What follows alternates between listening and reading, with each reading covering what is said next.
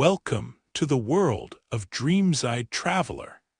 Here, beneath the soothing sound of gentle rain, we journey through time and space, uncovering the mysteries of the past and diving into the most captivating pages of human history. This place is created for those who love exploring the world in the quiet of evening, for those who value peace while yearning to discover something new before sleep. If you enjoy what you're hearing, please give this video a like. It helps other people find our stories. Help us reach our first 1,000 subscribers in our club of nighttime history lovers.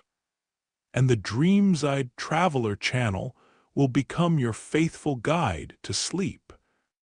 We're constantly adding new stories for your peaceful evenings. And if you have ideas about which historical topics interest you, or simply want to share your thoughts, leave comments below the video. I'm genuinely curious to know what inspires you. Now close your eyes. Feel this gentle rain outside your window. Allow yourself to relax. Our journey begins right now. If you stand in Paris today, anywhere from the banks of the Seine to the tiny backstreets filled with laughter and the scent of warm bread, you will find her the Iron Lady. She is tall, proud, shimmering above the city. But there was a time not so long ago when Paris sparkled without her shadow. Back then, Notre Dame sang with its bells, the Louvre kept its treasures hidden, and the Arc de Triomphe watched over wide, bustling avenues. Paris already called itself the most beautiful city in the world, but there was something missing. Paris wanted to do more than just dazzle. She wanted to astonish. The world was changing fast. It was the end of the 19th century, a time of invention and noisy optimism. Steam trains snaked across countries. New machines hummed in the factories. Iron was everywhere, hard, cold, and full of promise. The French government decided to celebrate 100 years since their revolution with a huge event. The Exposition Universelle, the Great World's Fair of 1889. The city needed something unforgettable, something that would make people gasp, a monument that would whisper to the future. This is when Gustave Eiffel stepped forward. Eiffel was no ordinary builder. He was a dreamer and a master of iron, a man who saw poetry in metal and strength in the lacework of bridges. His team, the engineers Maurice Koechlin and Émile Nauger, sketched an idea as crazy as it was daring: an iron tower rising higher than any human structure before it. At first, Eiffel hesitated, but he saw more than a tower. He saw a message to the world, that Paris was not only lovely, but clever and brave too. So on a muddy January day in 1887, workers broke ground at Champ de Mars, right beside the river. It was not just construction, it was theater. Imagine the hammers striking in rhythm, the shouts of the men echoing through the chilly air, the smell of wet earth and hot metal. Piece by piece, they assembled over 18,000 iron parts, each fastened with more than 2.5 million rivets. It was a puzzle, a song, and sometimes a battle. Not everyone was happy. Oh no! Artists and writers of Paris wrote angry letters and signed petitions. They called it a monstrous black chimney and worried that it would ruin the city's skyline. But Eiffel stood calm. He famously said, Do you not see that it is not only the art of the modern engineer, but also the spirit of the century that is being built into this tower? He believed the city needed to dare. By March of 1889, just 2 years, 2 months, and 5 days after they began, the tower was finished. Eiffel himself climbed 1,710 steps, higher and higher, until he reached the very top, and there he planted the French flag. She was taller than any church, any pyramid or palace. At 300 meters, she was a beacon that could be seen for miles. At night, Paris changed forever. The tower shimmered with gas lamps and soon after with new electric lights. Crowds gathered. Some visitors came to admire, others to mock, but most felt awe. They touched the iron, craned their necks, and wondered how such a delicate thing could stand so tall. The Eiffel Tower wasn't just a monument. She was a miracle. Gustave Eiffel, ever the scientist, invited experiments to the tower. He let weather watchers, aeronautics pioneers, and radio inventors use her height. By 1903, a permanent wireless telegraphy station sat near her summit. 3 years later, she was sending messages far across the sea, her metal bones humming with invisible signals. When war arrived, the Eiffel Tower became a secret guardian. During the First World War, she intercepted enemy radio transmissions, helping the French army with precious information. She stood in silence as bombs fell, her iron bones trembling in the distant thunder. Through every trouble, she survived, a symbol of courage and quiet strength. Years rolled on. She wore many colors, first a rich Venetian red, then yellow ochre, later a gentle brown. Today, she wears a bronze shade known as Eiffel Tower brown, shimmering gold in the sunlight, almost blushing at dusk. Every 7 years, workers repaint her by hand. No machines, no shortcuts, just men with brushes, loving every curve and girder. Do you want to know how many steps the Eiffel Tower holds? Today, there are 1,665 from the ground to the very top, but visitors can only walk up to the second floor. 674 steps, enough to make even the bravest legs burn. To reach the top, you need to ride a lift, gliding upwards as the city shrinks below. Sometimes you may hear that there were once 1,710 steps. In the old days, before repairs and changes, extra maintenance stairs and hidden ladders were counted too. Over time, the stairways have shifted, been closed or opened, and some original spirals are now treasures in museums around the world.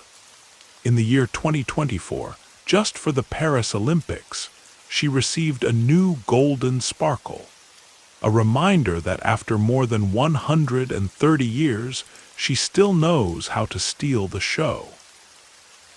Restoration teams, careful as doctors, check her iron skin, keeping her strong and graceful.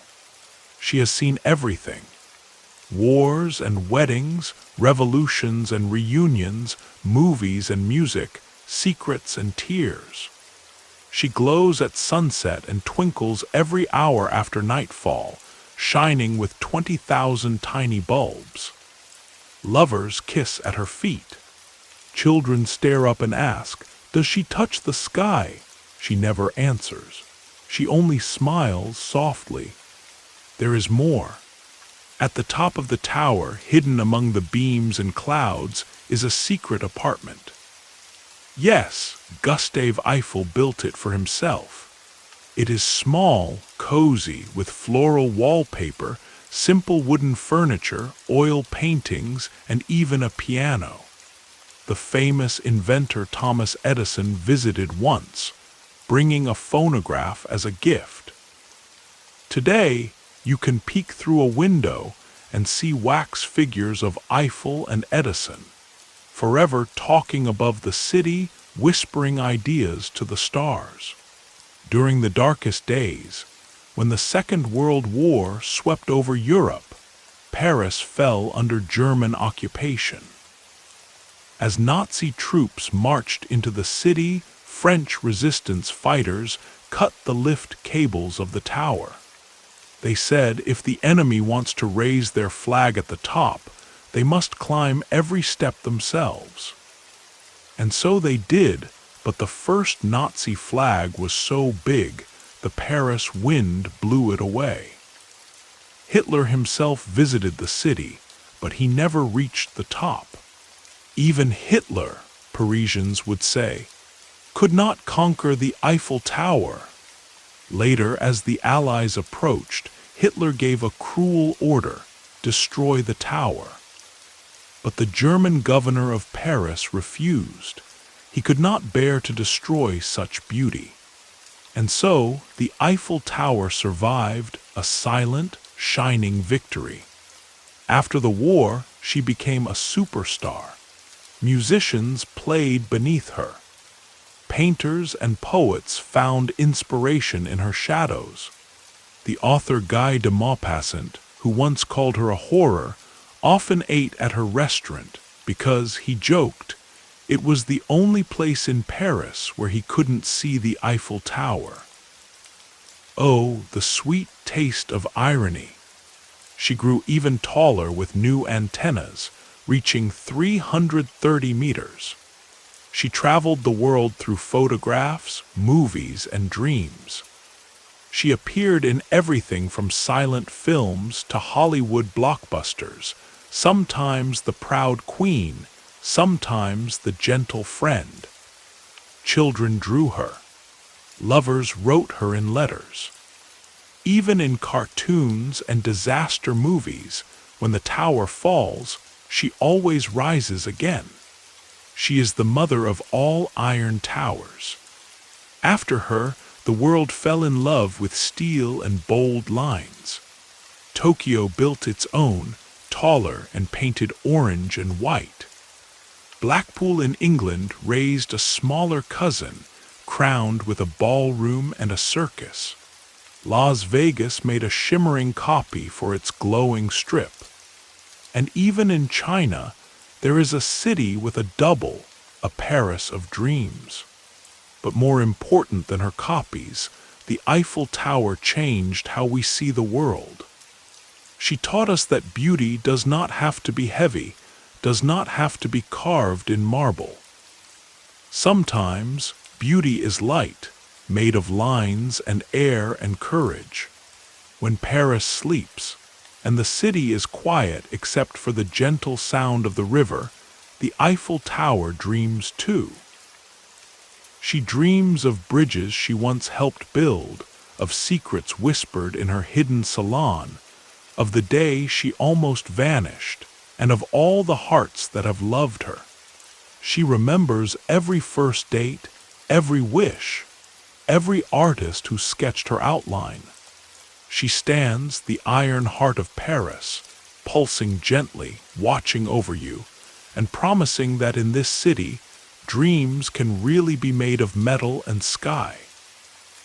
So when you close your eyes tonight, let her twinkle in your memory, her heart glowing for you, humming softly in the wind. Bon Nuit! Sleep well under her lights and wake with her.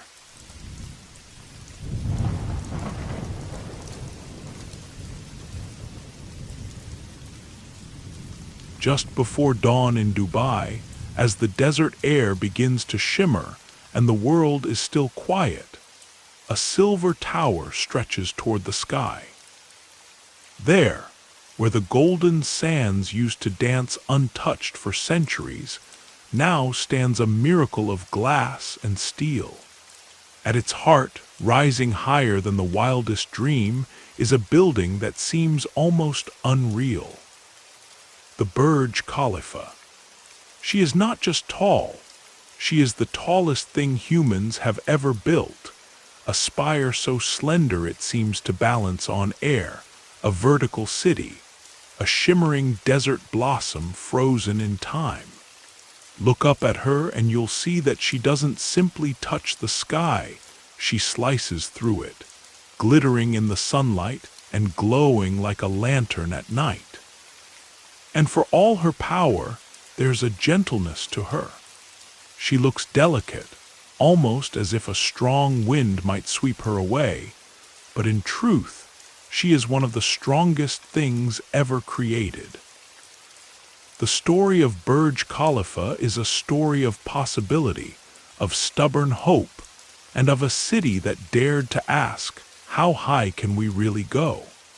Back at the beginning of this millennium, Dubai was already a city of marvels.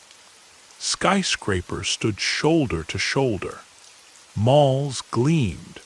Man-made islands curled into the sea. But Dubai wasn't content to be merely impressive. Dubai wanted to be eternal.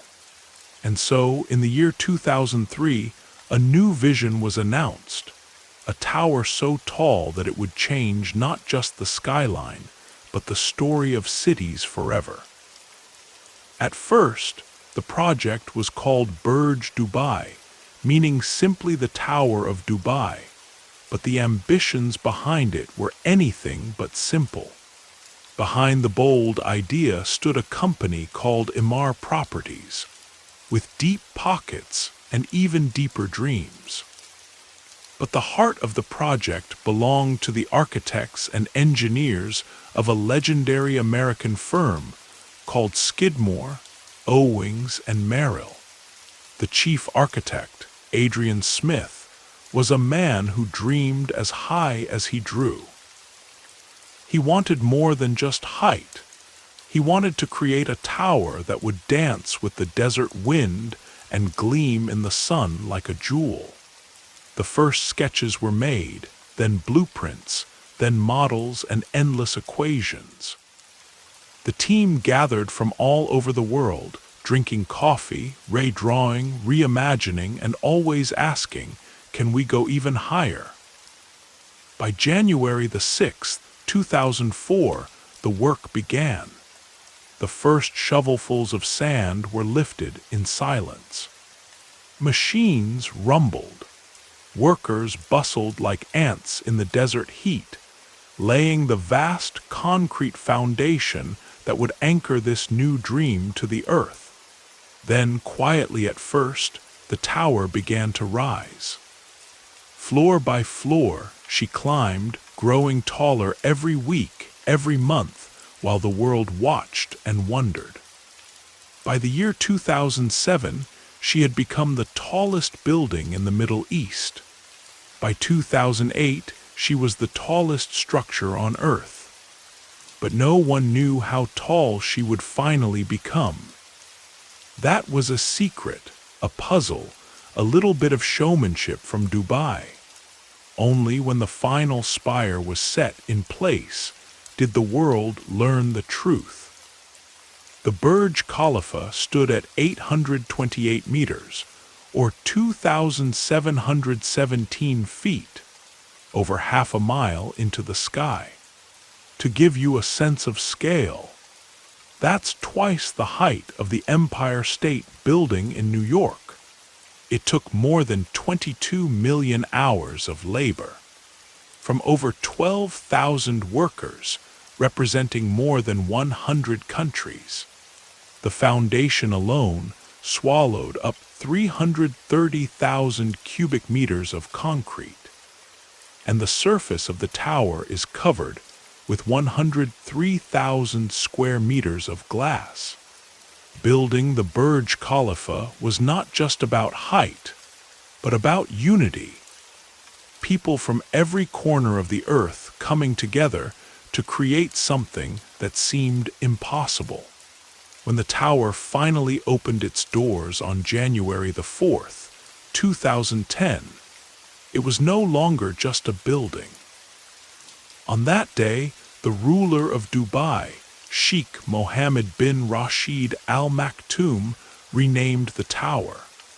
It became Burj Khalifa, in honor of Sheikh Khalifa bin Zayed Al Nahyan, the president of the United Arab Emirates, who had helped Dubai through a time of financial crisis.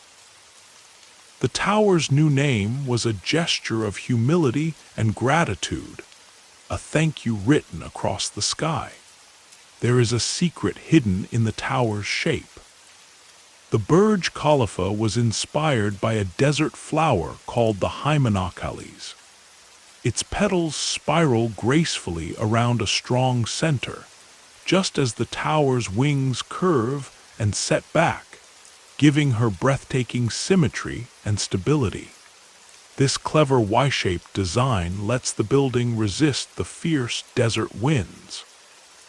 Like a living thing, she bends gently rather than fighting the wind, combining science, nature, and art in a single soaring line. The building itself is alive with people. There are 163 floors filled with offices, homes, hotels, and even the world's highest swimming pool. The highest observation deck in the world sits on level 148. The elevators inside move at 10 meters per second, shooting upward faster than most people can run. At the base of the tower, the Dubai fountain leaps and twirls, spraying water high into the air, dancing to music every evening. If you visit, you can stand on the decks at level 124 or 125 and watch the city spread out below you like a sparkling necklace. At sunrise, the view is calm and golden. At dusk, Dubai glows with thousands of lights. High up, you might sip Arabic coffee in the lounge on level 154, the highest lounge in the world, and feel as if you're sipping tea in the clouds. The Burj Khalifa does not just sit still. At night, her glass skin becomes a stage, and over 1,200,000 LED lights paint stories across her surface. On New Year's Eve, she becomes a lighthouse for the world, launching fireworks, lasers, and colors so bright they can be seen from space.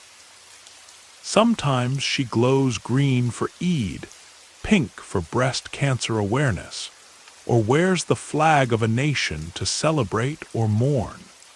She responds to the world, reflecting its joys and sorrows, its victories and heartbreaks.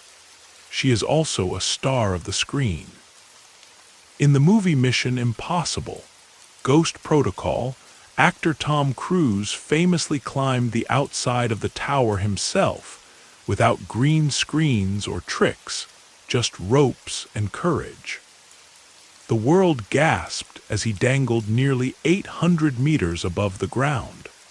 The Burj Khalifa has been filmed in documentaries, fashion shoots, music videos, travel blogs, and thousands of wedding photos. She is a muse for artists and a dream for travelers. But let's step back for a moment and talk about what makes her stand so tall. The chief structural engineer, Bill Baker, designed a special core called a buttress core.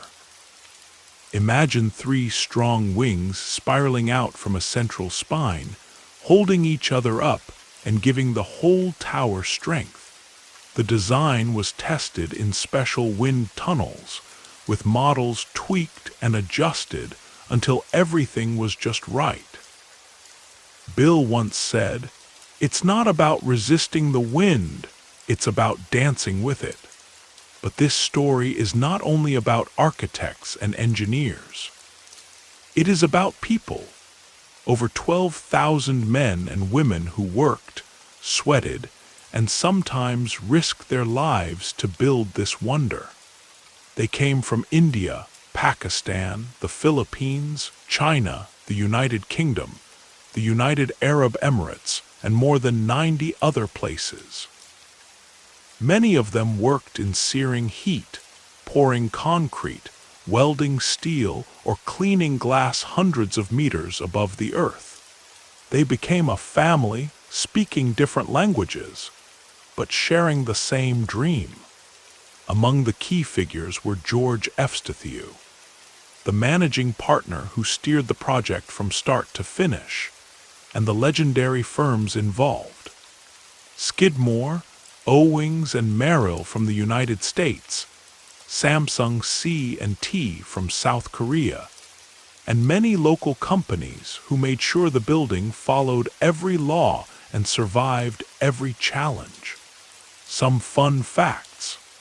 The Burj Khalifa's tip can sway as much as 1.5 meters in a strong wind.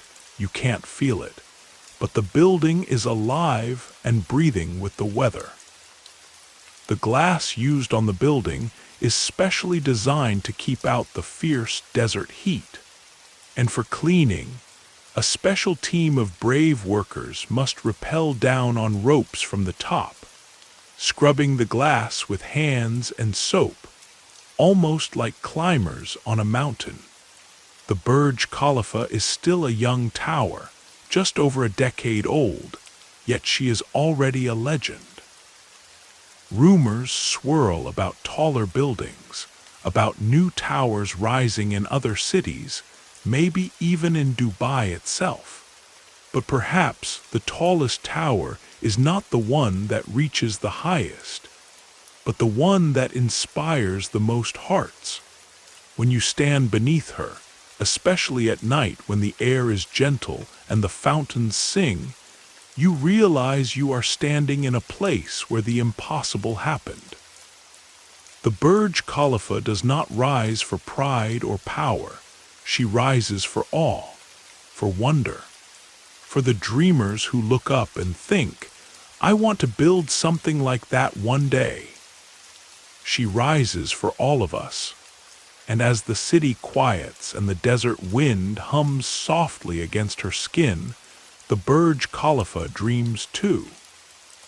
She dreams of the people she has inspired, of the stories she holds, of the new stars she will someday reach.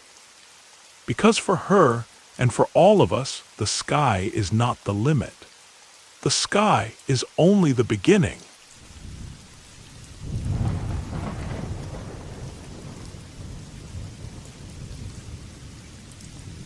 In the gentle light of dawn on the banks of the Yamuna River, where India awakens wrapped in morning mist, there is a palace that seems to float above the earth itself.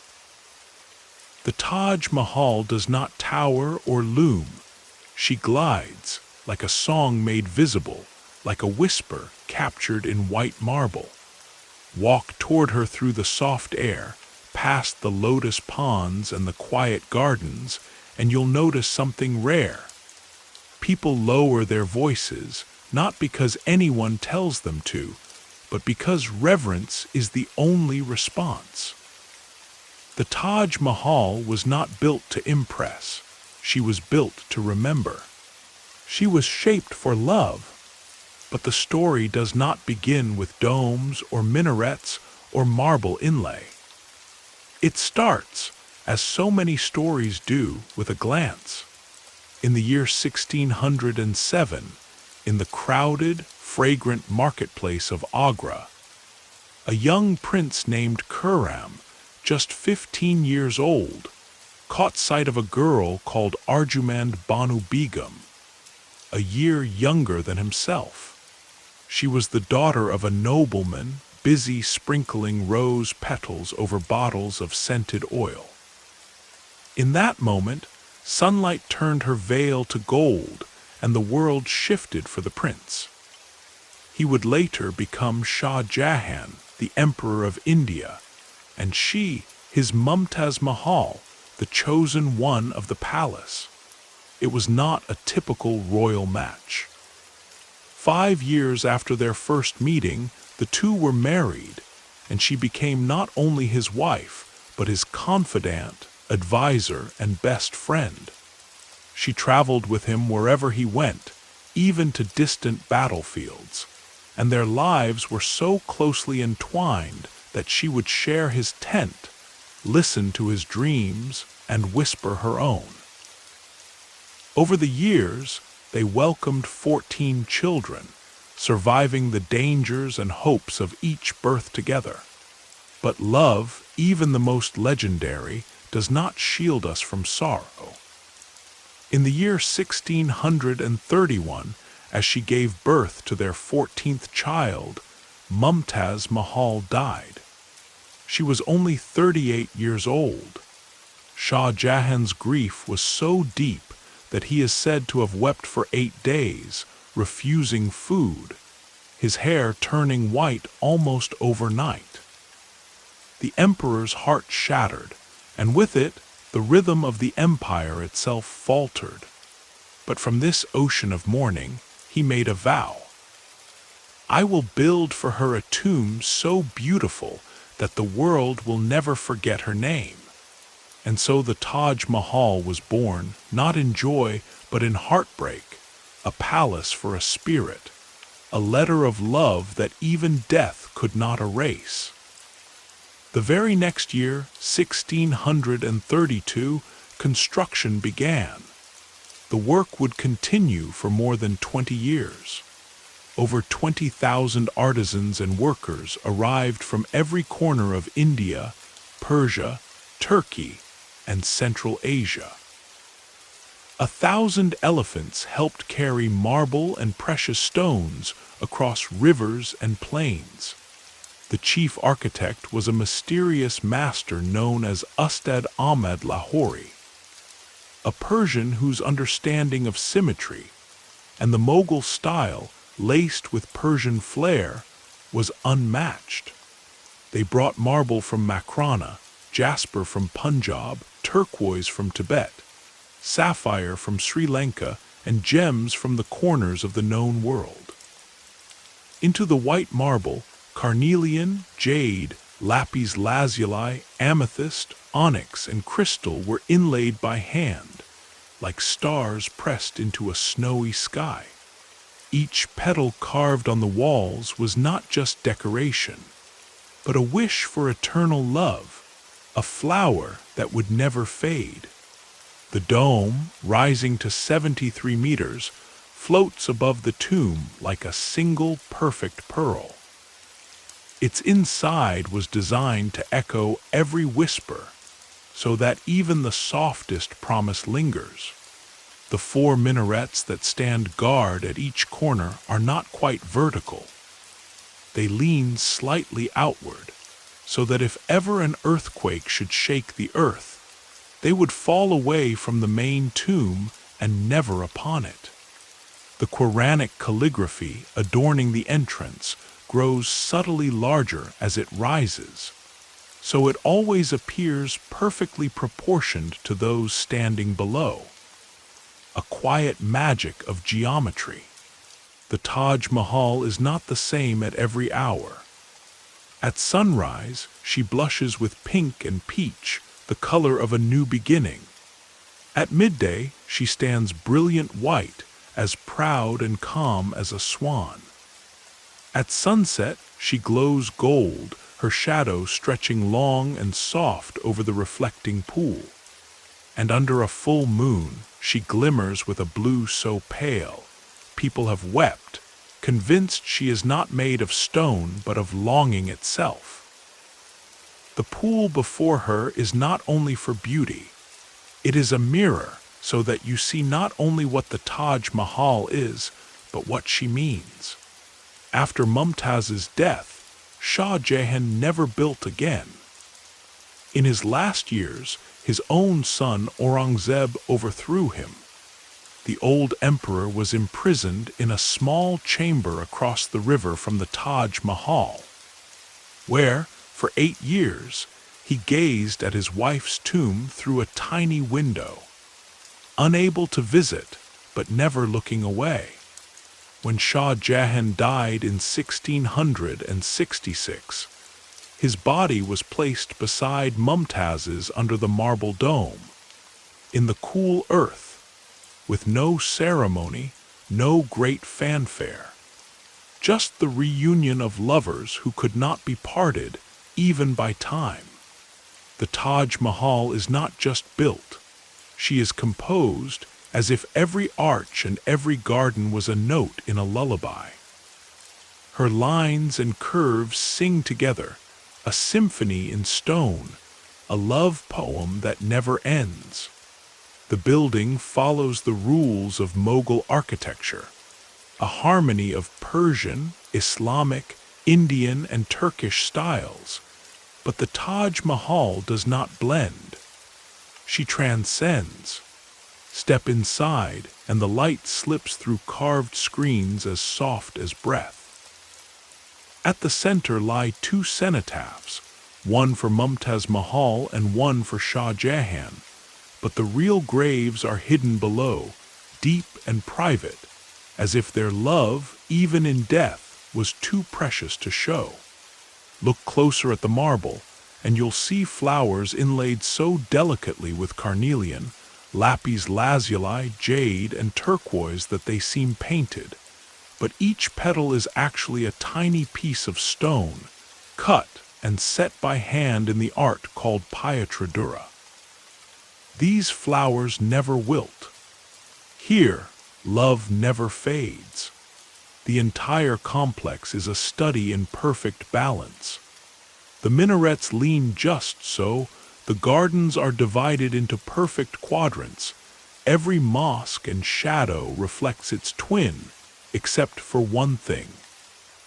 Shah Jahan's tomb is off-center. It breaks the perfect symmetry, because it was added later, after his death, when the only thing that mattered was that he returned to his beloved. That small flaw in perfection makes the Taj Mahal more beautiful, a reminder that even the greatest love carries the ache of imperfection. Over the centuries, the Taj Mahal has been not just seen, but felt. Poets, travelers, emperors, and lovers have all tried to describe her. Indian poet Rabindranath Tagore called her a teardrop on the cheek of time. The English writer Rudyard Kipling called her the embodiment of all things pure. Sir Edwin Arnold wrote, "Not a piece of architecture, as other buildings are, but the proud passions of an emperor's love wrought in living stones." All of them tried, and none quite succeeded. The Taj Mahal is not something you see only with your eyes. She is something you feel in your chest, like a sigh you never quite release. Not all of her days were peaceful. During the years of British rule, her gardens were changed to look more English. Some of her gems were stolen. Parts of her silver doors vanished.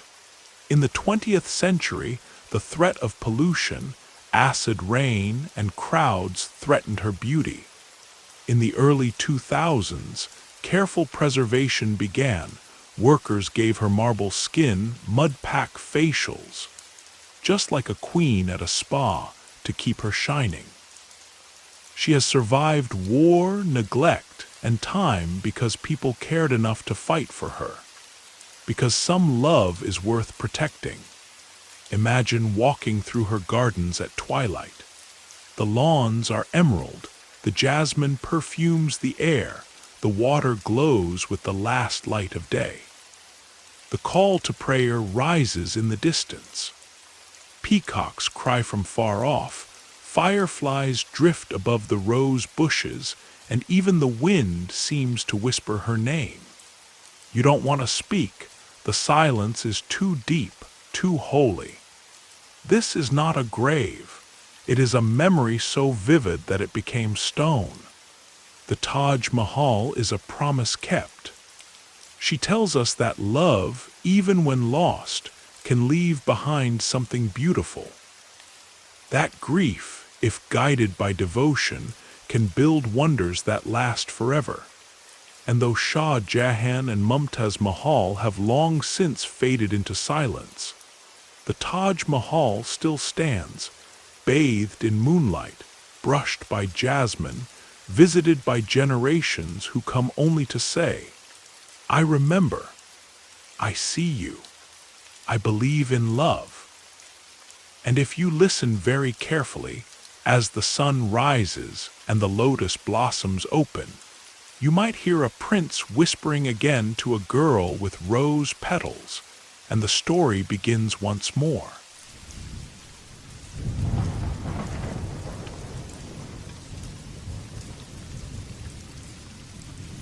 In the very heart of Rome, where ancient stone kisses the sunlight and the air hums with memory, there is a monument unlike any other.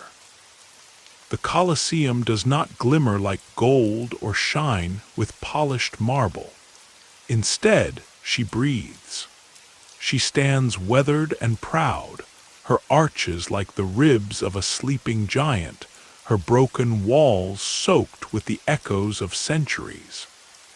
The Colosseum was never meant to dazzle with beauty. She was meant to remind. She stands as a witness, a survivor, a place where glory and tragedy once walked hand in hand. Let me take you there, not as a tourist in sneakers, but as a traveler in time. Step through her crumbling gates, touch the warm stone, feel how the past presses close. The Colosseum is not silent.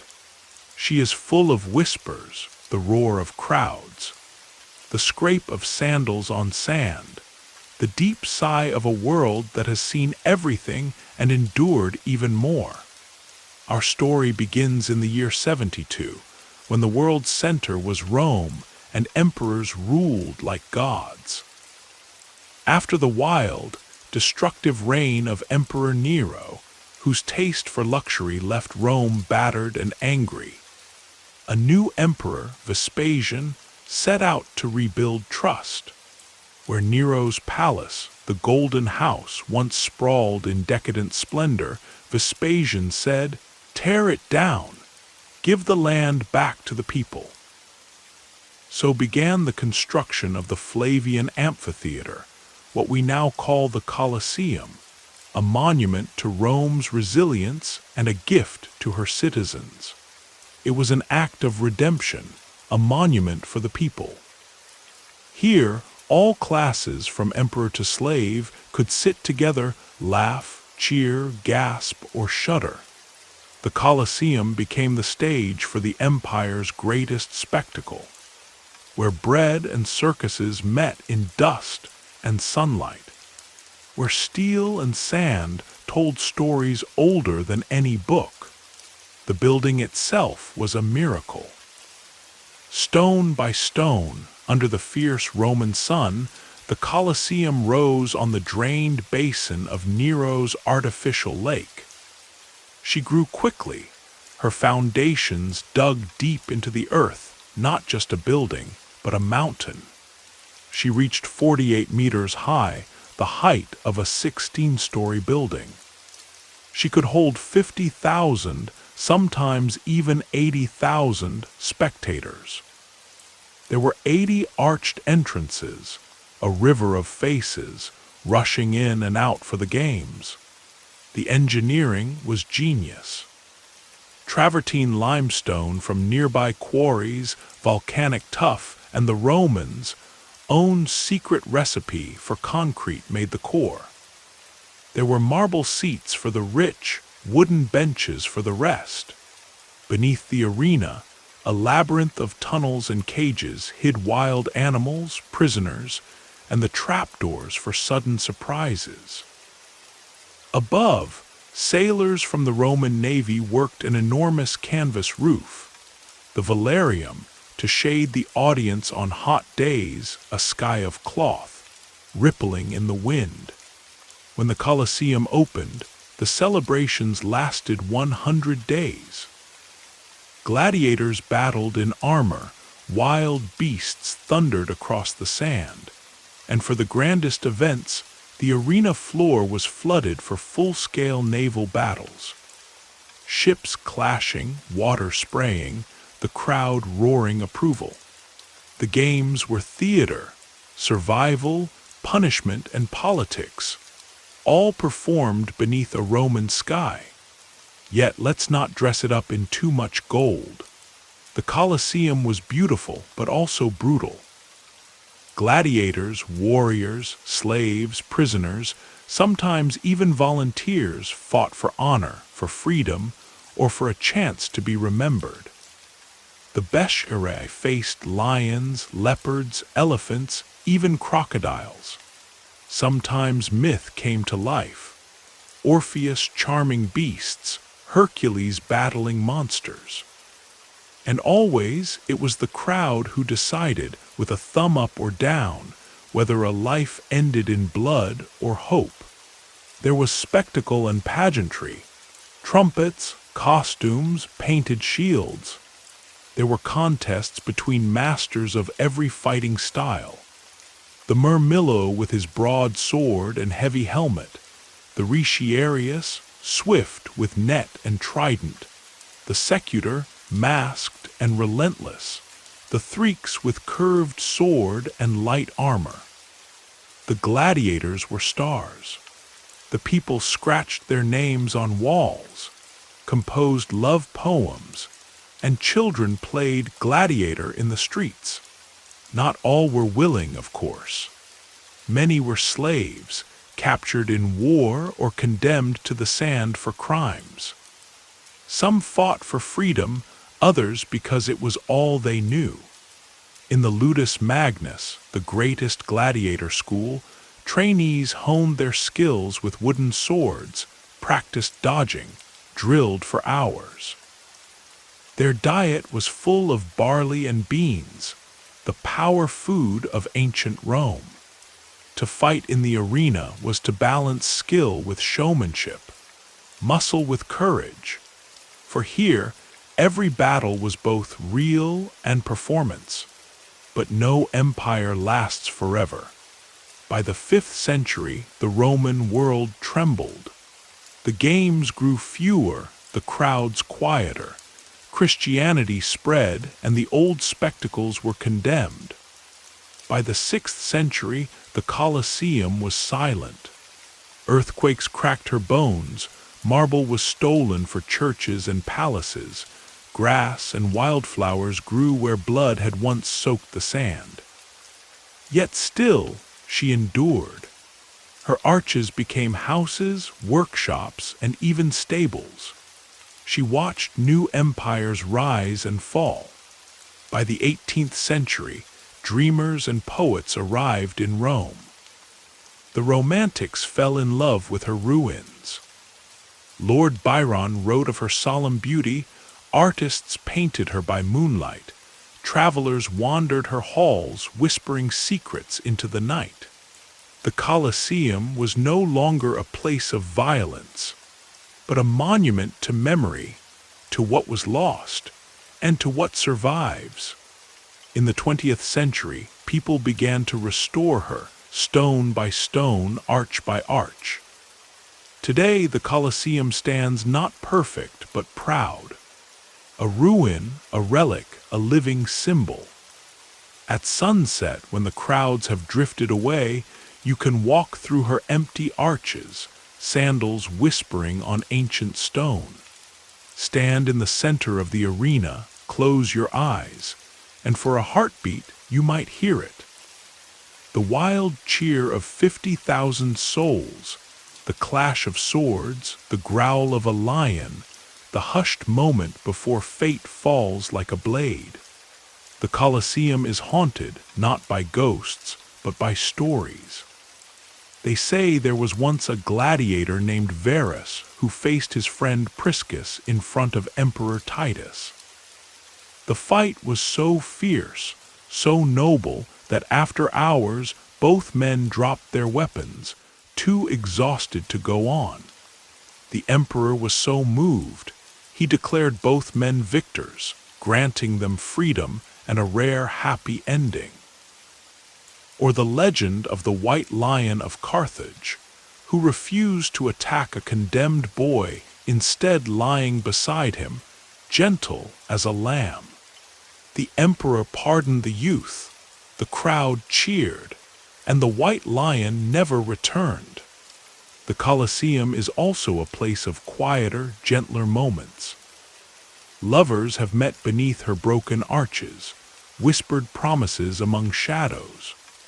Archaeologists, artists, tour guides, students, people have confessed love, shared heartbreak, begun new stories where empires once fell. In the silence of her ruins, you feel the weight of centuries and the brief, fierce beauty of every moment.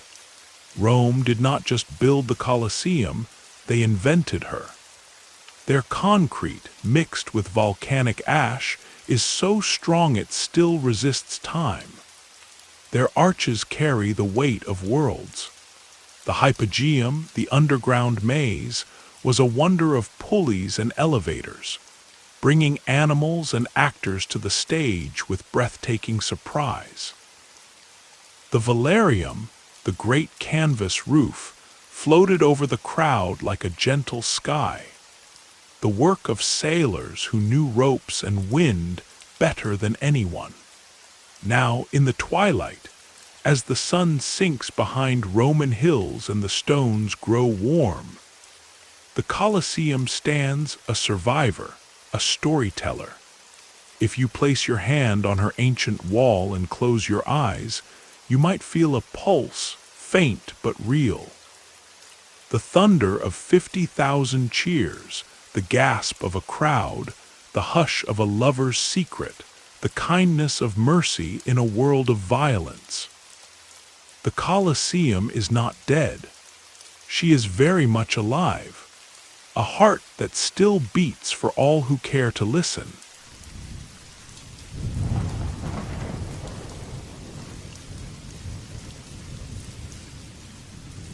Imagine a passage so narrow that only the thinnest line of light can slip through. You walk, your footsteps echoing, the world squeezed between towering red and pink walls, stone polished by centuries of wind and rain. Then, without warning, the path widens, and you find yourself holding your breath, facing the impossible. Before you stands a palace, a temple, a tomb not built, but carved.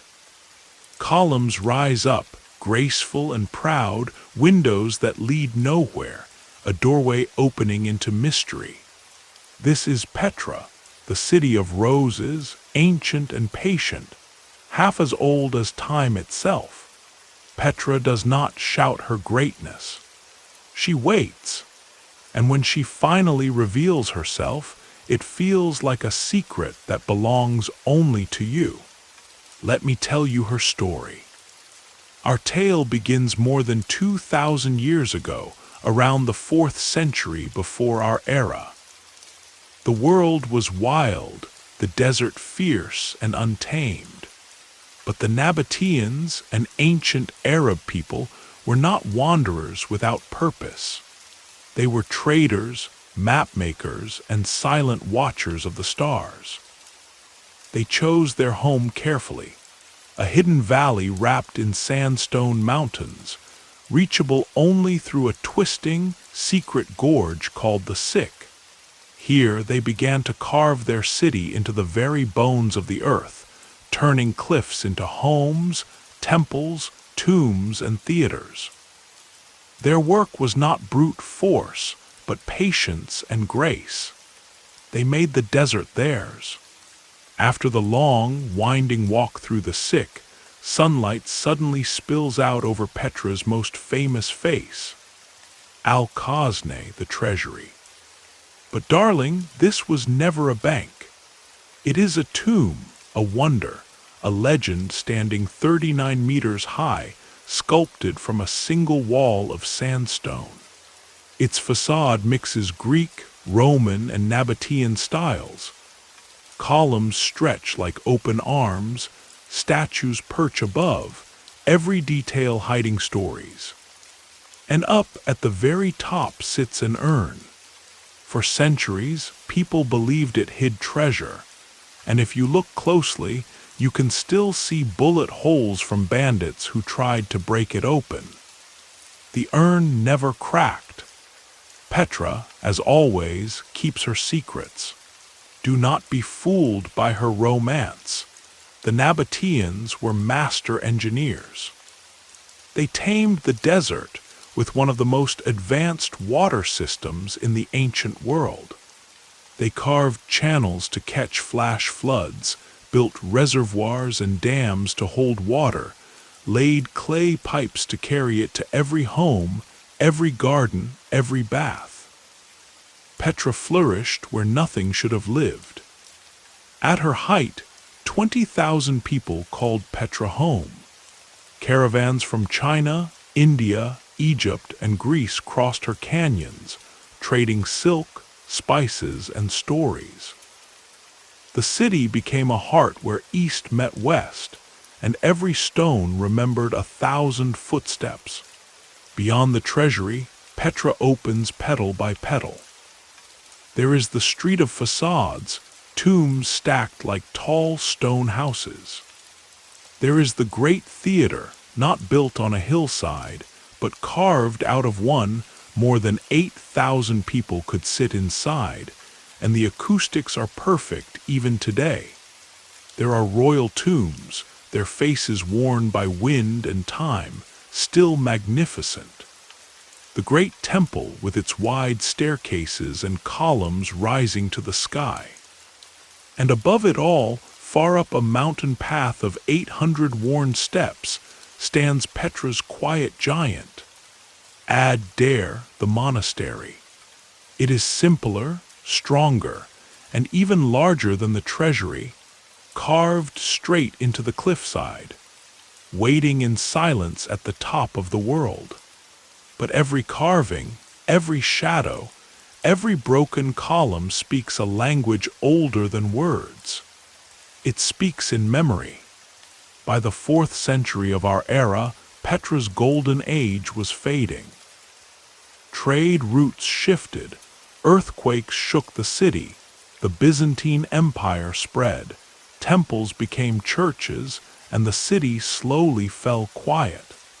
By the 7th century, Petra was forgotten by all but the Bedouins, who guarded her secrets for more than 1,000 years. To them, Petra was a sleeping goddess, a memory kept safe through songs by the campfire and whispered legends passed from father to daughter. Then, in the year 1812, a young Swiss explorer, Johann Ludwig Burckhardt, dressed himself as a Bedouin, learned the language, and gained the trust of his guides. He asked to be taken through the sick, pretending he wanted to sacrifice a goat at the tomb of the prophet Aaron nearby. When he stepped into the sunlight and saw the treasury, he did not gasp or cry. He simply understood. Petra was found again. And from that moment, the world could not look away. Night in Petra is a world apart. The desert is velvet and endless, swallowing sound and giving back only stars. The sick glows with thousands of candles in paper lanterns, lighting the stone with orange and gold. You walk in silence, afraid to wake the ancient city. You reach the treasury, now glowing in amber light, and sit on soft cushions in the sand. There are no screens, no flashlights, just flame and music. The haunting song of a single-stringed rabab drifts across the canyon, then a flute, then silence. Some say they see shooting stars behind the treasury. Others claim to hear ancient voices in the wind, blessing the quiet, open hearts of those who return. No one leaves Petra by night unchanged. Under the stars, the city feels alive, like she is breathing right beside you. Petra is an archaeological treasure, but she is not only for the history books. For centuries, the Bedouins, especially the Bedouin tribe, have lived among the ruins not just as caretakers, but as the living spirit of Petra herself. They made their homes inside tombs, named every echo, knew every twist of wind. They kept the city's secrets from greedy hands, guarding her with stories and laughter. Even today, many guides and musicians you meet here are descended from those same families, their eyes bright with pride and poetry. Now let us climb together. Just after sunrise, before the heat rises, you begin the long path to Ad Dair, the monastery, 800 steps cut into stone, each one worn by thousands of feet. There is no rush. Petra does not like hurry. You pass goats, a sleepy donkey, perhaps a Bedouin selling sweet mint tea. The view opens wider and wider until the world drops away behind you. And there, at the very top, the monastery waits, taller than the treasury, quieter, patient as the sky. Here, the silence feels sacred. You sit, you breathe, and understand that you are not standing on a mountain. You are inside a memory. Petra is more than stones, she is stories. Before you even enter the sick, you pass the jinn blocks, tall, cubed structures that no one can quite explain. Some say they are homes for spirits, others simply tombs. The Bedouins will smile and ask you to say salam as you pass. Petra, they remind you, has always belonged to more than just people. Up above the treasury, that urn was once believed to hold a pharaoh's gold. Bandits shot at it, trying to break it open, but it never gave up its secrets. What treasure does it guard? People ask. It is not gold, but a wish left behind by the hands that shaped the city, a promise that beauty could outlast time. There are love stories, too. They say a Nabatean stonemason once fell in love with the daughter of a merchant, but she was promised to another. The lovers met in secret in the sick, each coming from a different end. One night, she did not come. Her family had fled. For 40 years, the stonemason waited in Petra, carving, dreaming, never leaving. When he died, a tiny rose appeared on the stone wall overnight. Find it, the legend goes, and your own true love is close behind. Petra is never loud. She waits for gentle hearts, for those who want more than monuments. She is a promise that beauty can bloom even in the hardest places, that silence can speak louder than war, that love and hope, when carved in stone, can outlast empires. And when you leave Petra, you carry her with you in the dust on your shoes, in the taste of the wind, in the slow echo of your heart. Because some places do not end when you walk away. Some cities wait for you in memory, as quiet and unbreakable as red cliffs beneath a star-filled sky.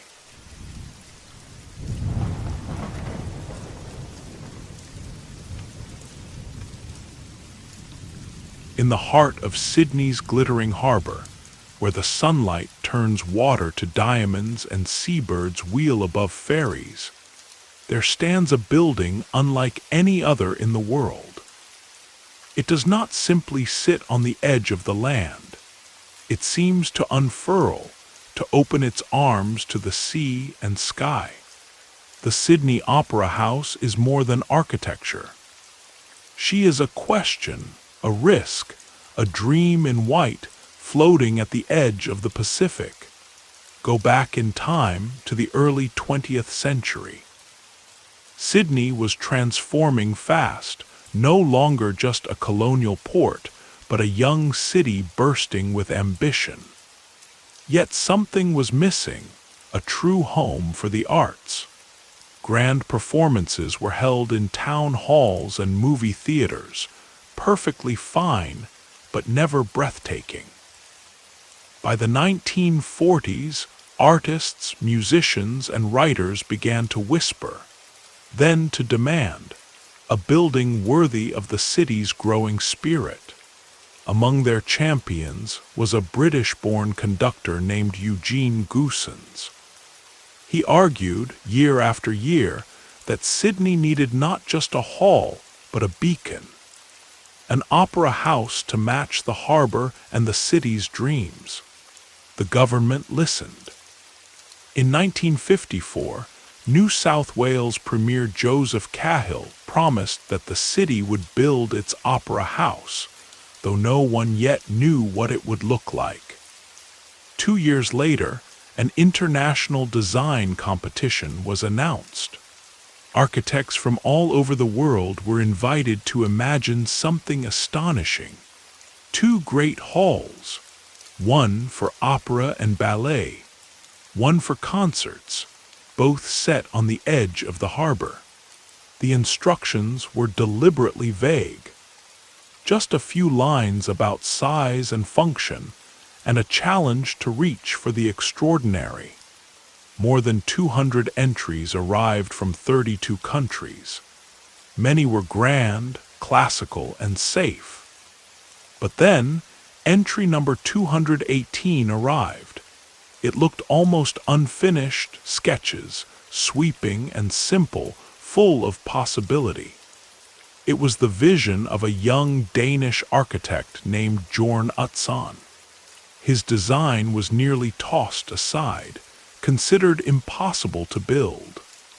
But one judge, Eero Saarinen, arrived late, picked up Utzon's plans from the reject pile and said, "Here is your winner." And so the dream began. Bjørn Utzon was born in Copenhagen, the son of a naval architect. From an early age, he loved shapes that moved, forms that flowed, curves, sails, clouds, shells, waves. He had never built anything on this scale, but he believed buildings should emerge from their environment, as if they belonged to land and sky. For the opera house, he was inspired by the sails of Sydney's ships, by ancient temples and natural forms. His sketches felt alive, unfinished, like a song that had only just begun. On the 2nd of March, 1959, construction started. The work was broken into 3 stages: the podium, the roof shells, and the interiors.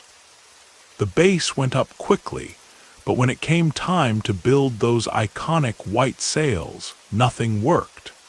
Engineers struggled for years.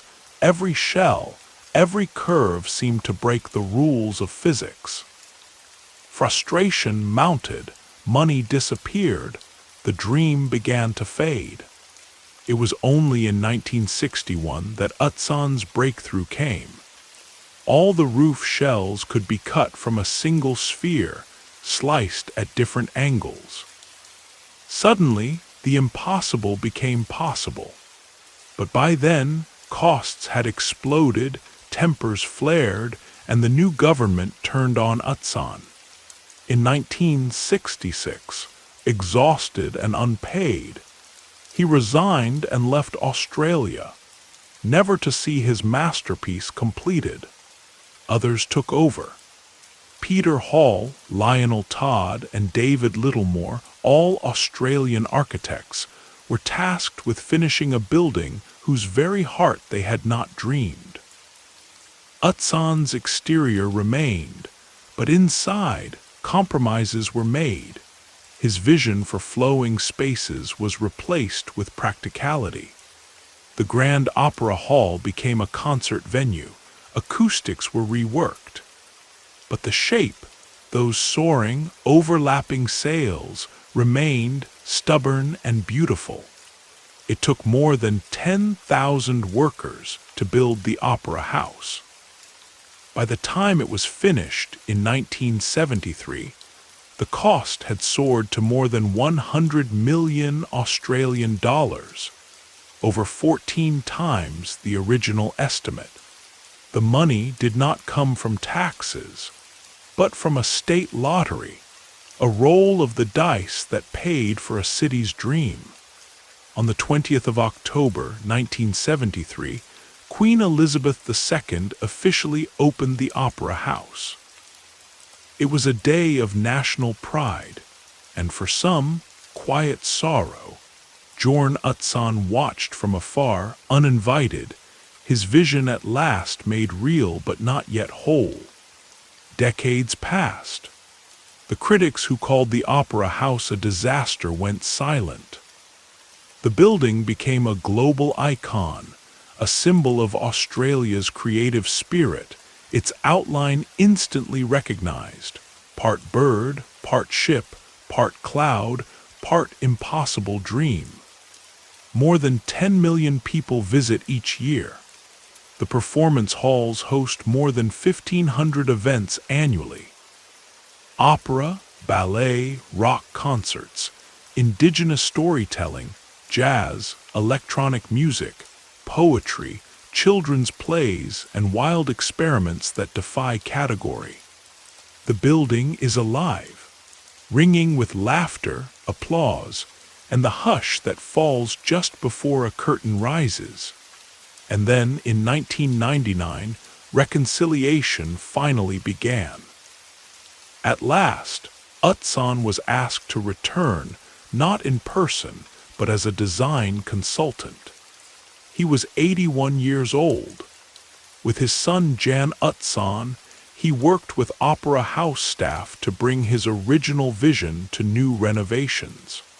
In 2004, the Utzon Room, a small, light-filled space for music and contemplation, became the first fully realized interior space designed by Utzon himself. In 2003, he was awarded the Pritzker Prize, the highest honor in architecture. When he died in 2008, he had never seen the Opera House again, but the building was finally, truly his. The Sydney Opera House holds more than 1,000 rooms. She stands on Bennelong Point, where First Nations people once gathered to tell stories. In 2007, she was added to the UNESCO World Heritage List, not just for her shape, but for what she means. Vision, resilience, and the courage to imagine something no one else can see. The Opera House was never convenient. She was never easy. She was born of genius and argument, of mistakes and discovery. And when you stand before her, whether in bright morning sun or beneath the golden glow of evening, you understand. She does not dazzle with flash or noise. She invites you to wonder, how can something so fluid, so impossible be made of stone? A song, a sculpture, a symbol of what happens when art refuses to give up.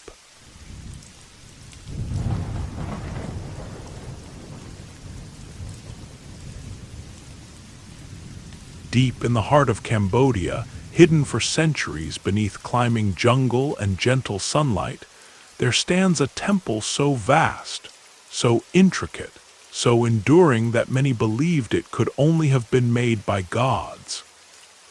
Angkor Wat. She does not shimmer or sing, she waits in silence.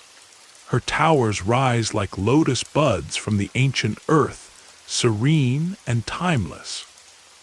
Every wall tells a story, every stone remembers. Let me take you there. Imagine the 9th century, the world wild and full of wonder. The Khmer Empire, one of Southeast Asia's mightiest civilizations, grew in those lands. Its rulers dreamed not of palaces, but of temples, vast, stone hearts that would link earth to the heavens.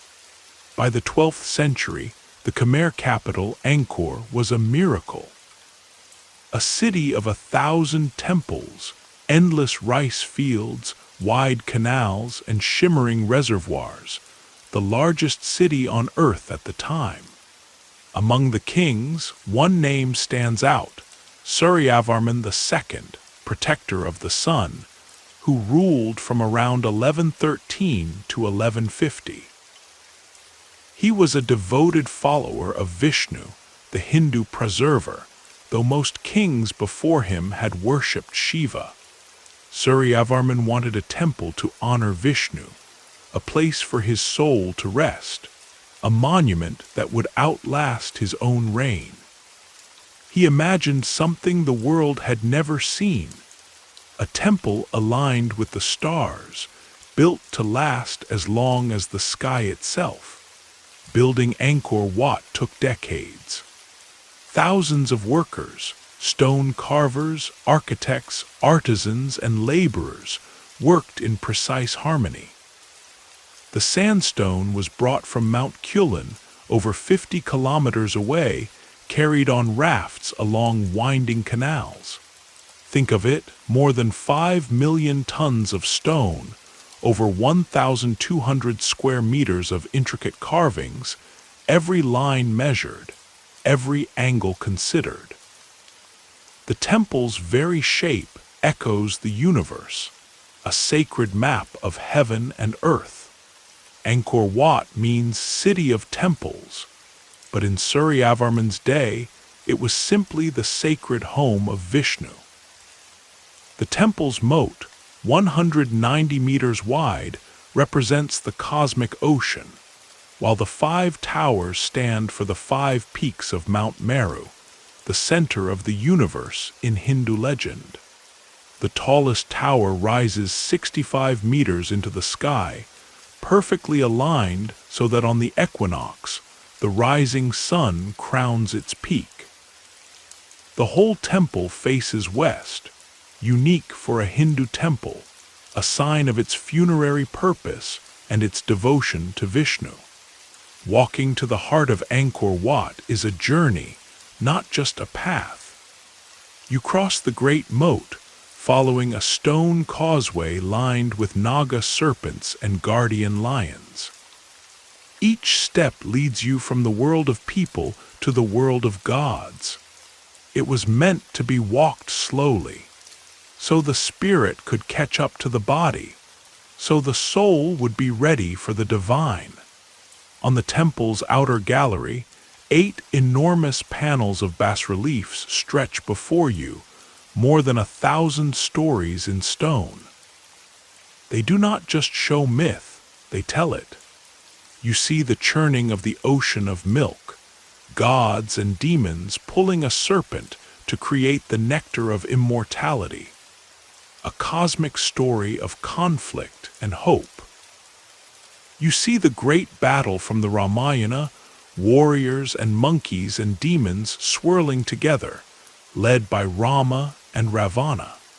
There is even a rare portrait of Suryavarman himself, haloed in authority, riding an elephant through a parade of courtiers and guards. Each figure is unique, some fierce, some gentle, some caught in mid-dance or mid-breath, alive forever in stone. By the late 12th century, the Khmer Empire began to change. New kings rose, the capital moved, and Mahayana Buddhism gradually replaced Hinduism. Angkor Wat, once dedicated to Vishnu, became a Buddhist sanctuary. But here is what is remarkable. The temple was never abandoned. It was always alive. Even today, Buddhist monks in saffron robes walk its galleries, lotus flowers lie on the ancient stones, and the air is sweet with incense. Angkor Wat became a palimpsest, a layered manuscript of faiths and histories, never erased, only written over again and again. In the 15th century, the Khmer Empire faded. War, drought, and shifting trade routes pushed the world away from Angkor. Yet the temple remained. Local people still prayed there, still knew every corner and legend. In 1586, a Portuguese monk, Antonio de Madalena, wrote that the temple was so extraordinary it could not be described with a pen. In the 19th century, French explorers rediscovered Angkor for the West, and its image, half hidden by jungle, enchanted the world. Restoration began. Vines and trees were gently cleared, but always with care, because here the forest and the temple had grown together as one. Today, Angkor Wat is the soul of Cambodia. It appears on the national flag, the only country in the world to honor a building this way. Millions of people visit each year to marvel, to pray, or simply to wonder.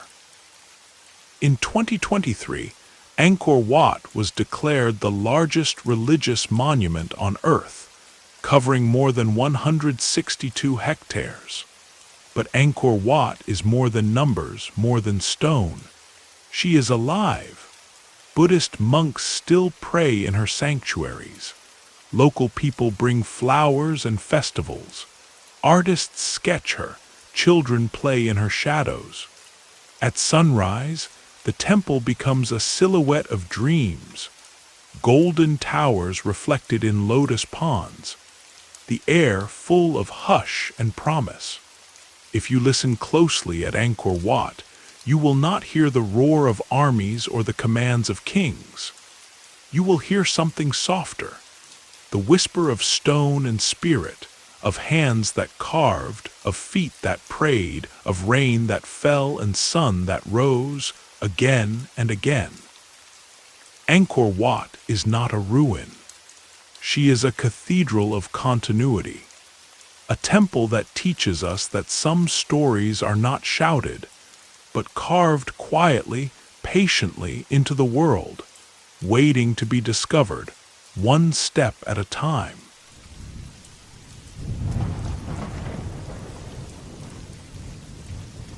Let me invite you on a gentle journey, one that winds through deserts of gold, beneath emerald hills, and along sunlit shores, back to a time when the world felt younger, and the impossible seemed almost ordinary.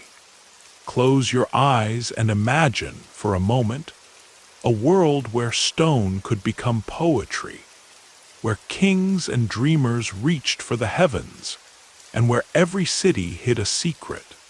Tonight we walk among the 7 wonders of the ancient world, not as distant tourists, but as wandering souls, each with a story to discover. We begin beneath the burning sky of ancient Egypt. Here, in the endless sands outside the city of Memphis, stands the first and last wonder that remains whole to this day. The Great Pyramid of Giza. Picture it rising from the desert like a mountain not shaped by nature, but by thousands of human hands. In the days of Pharaoh Khufu, the sun was so bright it turned the very air to gold. Workers moved in slow procession, their bodies slick with sweat, voices singing songs that have long since faded, chisels tapping out a rhythm older than memory. The Great Pyramid was built more than 4,500 years ago. At its birth, it was over 146 meters high, gleaming with white limestone that caught the sunlight and made it shine like a beacon. Imagine the feeling of standing at its base, looking up at stones so massive you can barely wrap your arms around them, each one placed with a precision that defies belief. The air smells of stone and heat, and the faint sweetness of lotus carried on the Nile's breath. More than 2 million blocks were used, each weighing as much as 2 small cars today. Some blocks came from nearby quarries, but others, made of red granite, journeyed almost 800 kilometers from Aswan, floating on the river before being dragged across the sand. Inside, there are three main chambers. The king's chamber, lined with deep red granite. The queen's chamber, more modest but no less mysterious. And the shadowy subterranean chamber, carved far below the earth. In the heart of the pyramid, the empty stone sarcophagus of Khufu rests alone, watched over by the whispers of ancient priests.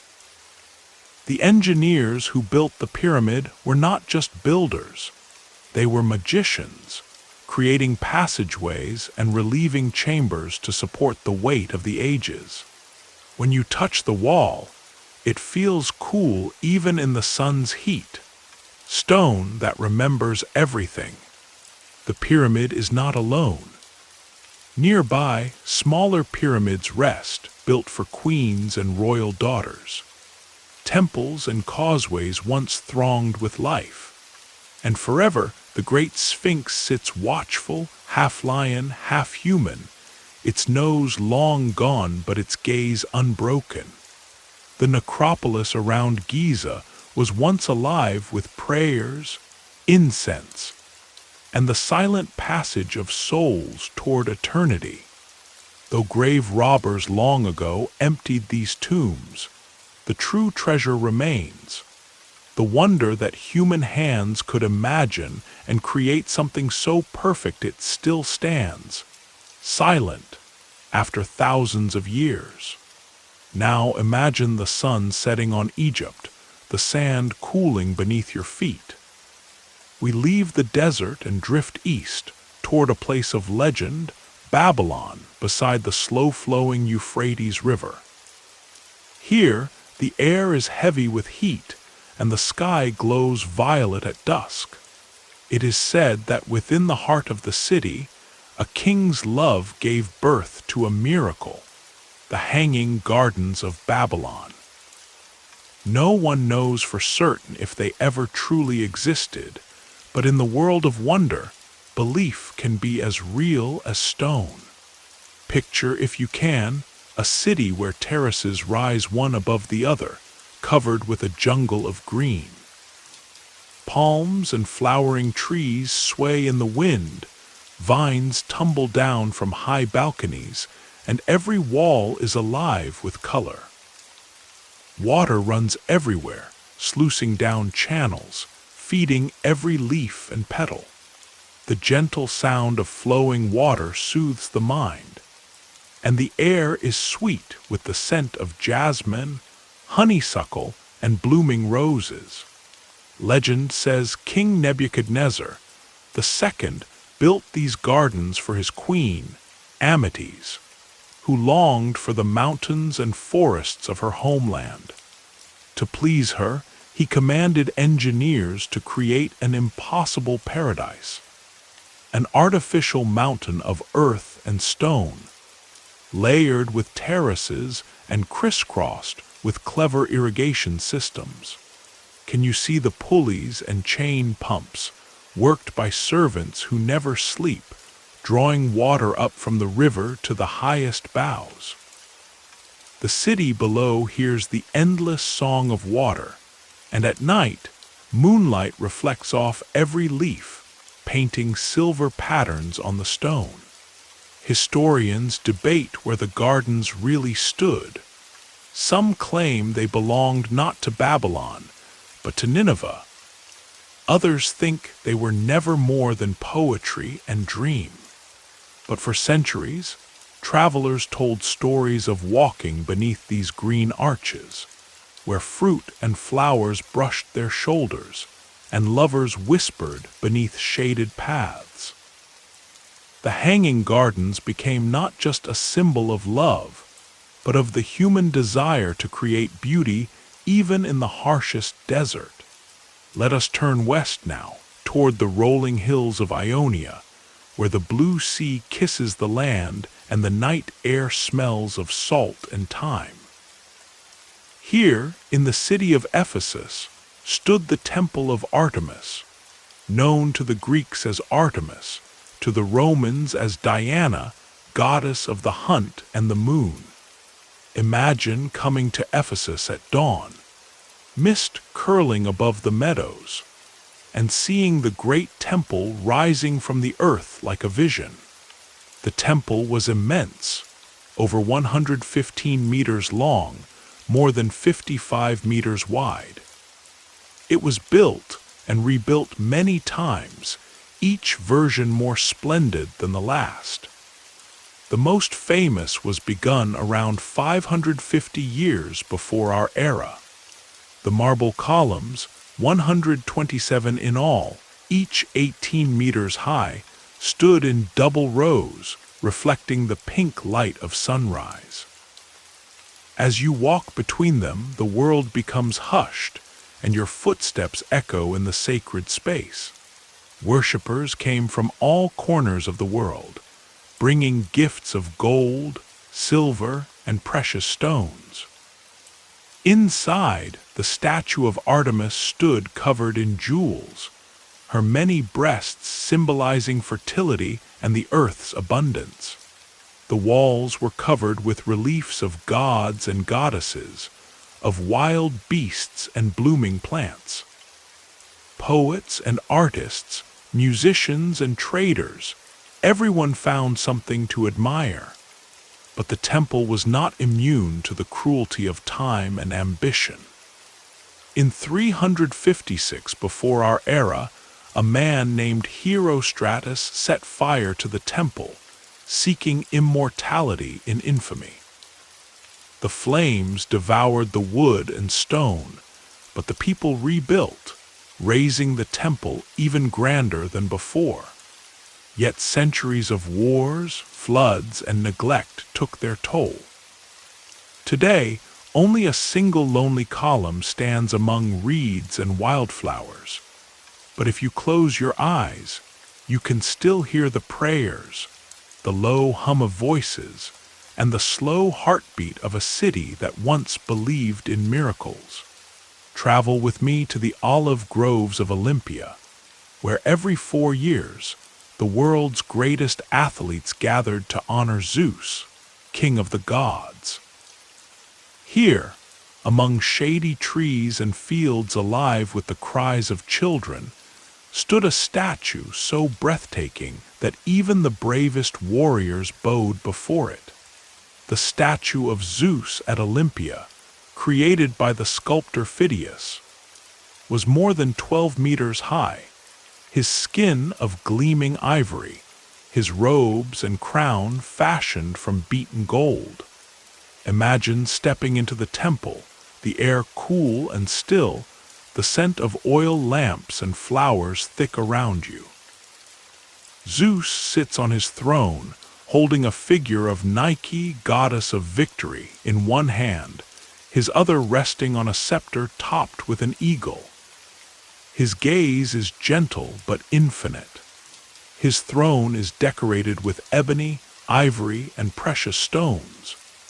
And around him dance carvings of gods, heroes, and mythical beasts.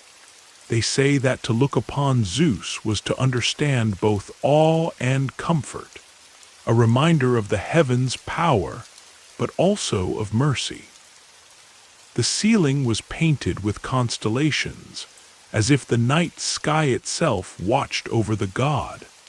For centuries, pilgrims came from every part of Greece, leaving offerings and prayers, hoping for a glimpse of the statue's glory. But in time, the temple fell silent. Fires, earthquakes, and the slow decay of centuries claimed the statue. Today, nothing remains but descriptions, coins, and the memory of a god who once seemed almost real. Now we move again, this time to the city of Halicarnassus, on the coast where Asia meets the sea. Here, love and grief together built a wonder, the mausoleum at Halicarnassus.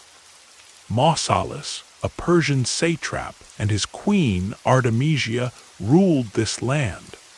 When Mausolus died, Artemisia's mourning became legend. she vowed to build him a tomb unlike any seen before, a structure so beautiful it would carry his name through the ages. The mausoleum rose 45 meters above the earth, blending Greek, Egyptian, and Lycian styles. A forest of columns surrounded the tomb, and at the top, a pyramid roof glinted in the sun. At its very peak stood a sculpture of Mausolus and Artemisia in a chariot, facing the dawn.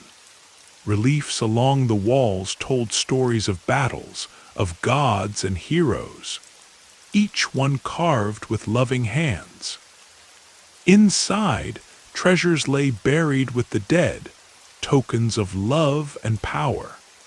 Artemisia, so the legend says, mixed her husband's ashes with water and drank them, vowing never to be parted.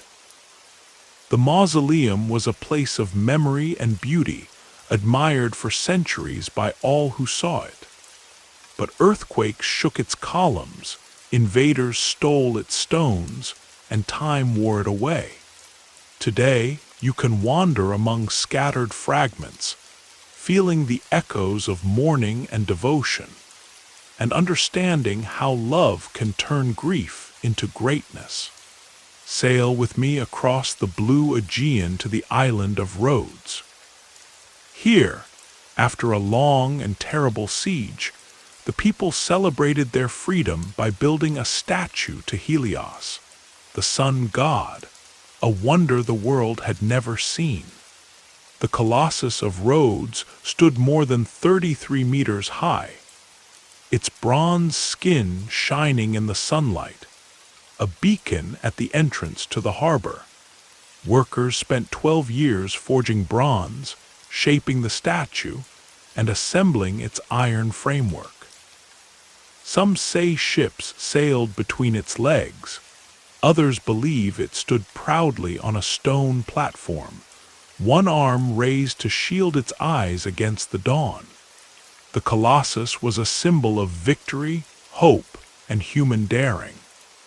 For 54 years it watched over the city, until an earthquake broke it at the knees. Even then, its fallen pieces drew travelers from distant lands who marveled at the size and skill of its makers. When, centuries later, the bronze was sold and melted away, the Colossus lived on in stories and dreams, the memory of a people who refused to be conquered. Finally, our journey brings us to Alexandria, the jewel of Egypt's Mediterranean coast. Here, where Greek and Egyptian worlds met, sailors once glimpsed the light of the great pharaohs, a lighthouse that stood taller than any building before it, a guardian of the waves and stars. Picture its 3 tiers, a square base, a round middle, and a tower topped with a blazing fire. The light could be seen nearly 50 kilometers away, shining over the restless sea. Built in the reign of Ptolemy II, it took 20 years to complete. Inside, spiral staircases climbed ever upward, while polished bronze mirrors reflected the flame and sent its glow across the water. The lighthouse was not only a tool for sailors, it was a monument to Alexandria's brilliance, a symbol of knowledge, trade, and the courage to face the unknown. At its feet, statues honored Poseidon and the city's founders, while traders, priests, and travelers passed in and out, their voices mixing with the cries of gulls. The pharaoh stood for more than 1,000 years. Earthquakes toppled its stones, but its legend endured. The stones were used to build fortresses, but its memory still lights the dreams of every voyager who hopes to find their way home. Now let us pause. The sun has set on our journey, but the wonders live on, in ruins, in memories, in stories whispered from parent to child. Imagine walking among the shadows of these ancient places, hearing the distant voices of those who built, worshipped, and dreamed. The seven wonders remind us that the human heart is forever reaching upward, outward, inward, for beauty, meaning, and the touch of the divine. These wonders were not simply buildings. They were living hopes, woven from love, faith, ambition, and sorrow. They remind us that every generation has its dreamers, its visionaries, and its creators, and that long after stone has fallen, the spirit of wonder endures. So as you drift into sleep, let these stories carry you. The rhythm of chisels, the scent of lotus and honey, the laughter and tears of people you have never met, but who shaped the world for all who followed. The wonders are not lost. They wait always to be discovered, one dream, one heartbeat, one gentle step at a time.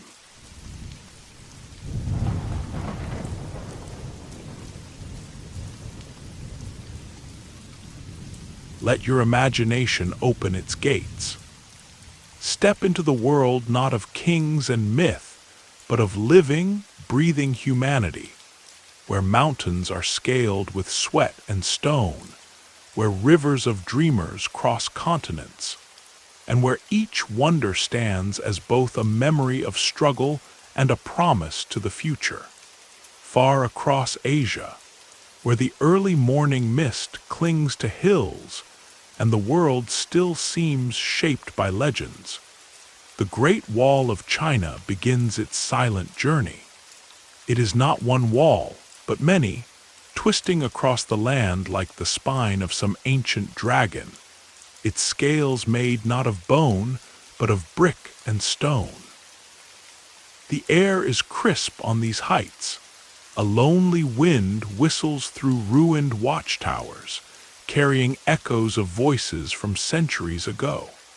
Picture yourself standing atop the wall, your feet pressing into ancient stones. Beneath you, the ground drops away in steep slopes, thick with wildflowers in summer, silvered by frost in winter. The wall stretches onward and onward, over deserts that shimmer in the midday sun, through pine forests alive with the songs of birds, across deep valleys veiled in cloud.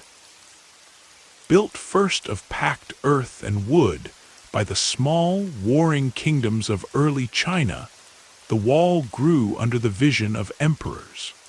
Over centuries, armies of workers, farmers, soldiers, artisans, and sometimes prisoners labored in every season.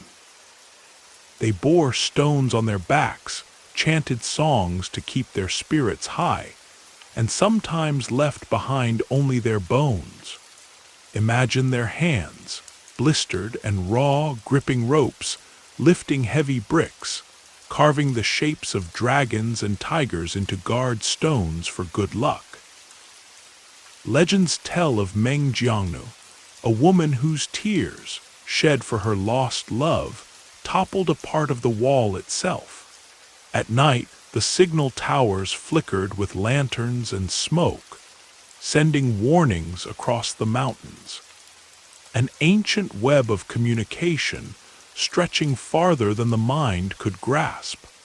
But the wall was more than a barrier against invaders.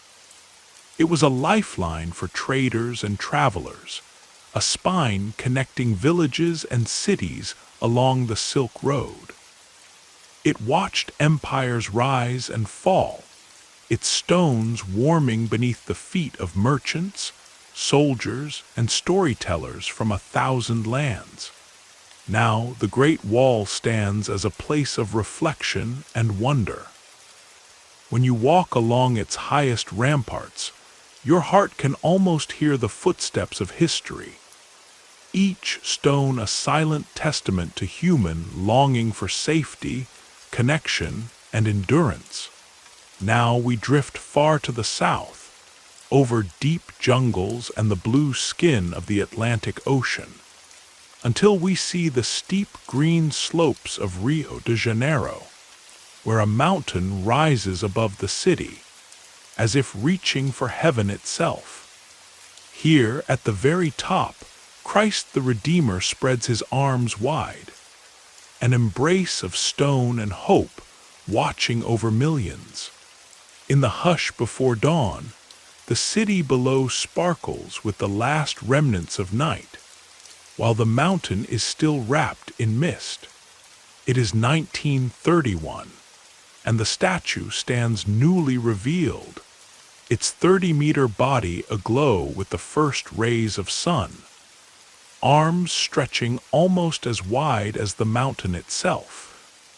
Crafted from concrete and covered in soapstone, its pale surface feels cool and almost soft beneath the hand. 1,000 artisans laid each tile by hand, their laughter and prayers mixed with the music of the city rising below. The story of Christ the Redeemer began with a wish. Born in the hearts of Brazilian Catholics eager to mark their nation's independence.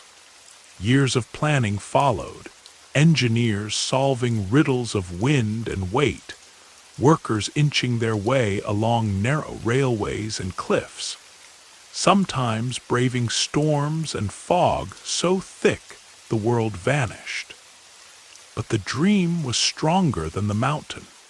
Each morning now, as the city wakes, Christ stands quietly above the clouds, his eyes on both the bustling beaches and the poorest favelas, a promise of peace and unity in a place of wild beauty and fierce contrasts. Visitors from every faith and country climb the winding roads, pausing to watch the sea shimmer far below, feeling the slow wind brush their cheeks. Here the world grows silent, and for a moment the statue seems almost to breathe, a symbol of endurance, grace, and the hope that all divisions can be bridged by love. Now let us climb even higher into the Andes, where the world becomes a maze of green peaks and silver clouds. Here, Machu Picchu sleeps on its mountaintop, hidden for centuries by mist and time, its stones mossy and warm beneath the sun. Imagine the wind here sharp and thin, carrying the faint scent of wildflowers and ancient rain. At dawn, the stone terraces shimmer with dew. At midday, the air is alive with the chirps of small birds and the distant thunder of waterfalls. Built by the Incas more than 500 years ago, Machu Picchu is not a city, but a secret. Half a royal estate, half a temple, all a masterpiece.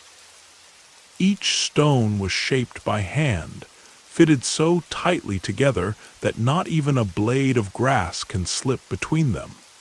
The Incas worked with the rhythm of the mountains, building terraces to catch the sun and the rain, to grow crops and prevent landslides. You walk among temples where priests once watched the stars, measuring the passage of sun and season. The Temple of the Sun, its windows set to catch the light on the solstice, glows gold when the morning comes. The Intihuatana, the hitching post of the sun, is a carved stone believed to have tethered the sun's journey, part observatory, part altar. As you step across the grass, you can almost hear the soft chanting of priests, the rustle of robes, the laughter of children playing among the terraces. Machu Picchu vanished from the outside world after the time of the conquistadors, its name surviving only in the songs of shepherds and the stories of local farmers. When the explorer Hiram Bingham rediscovered it in 1911, the world gasped anew at its beauty.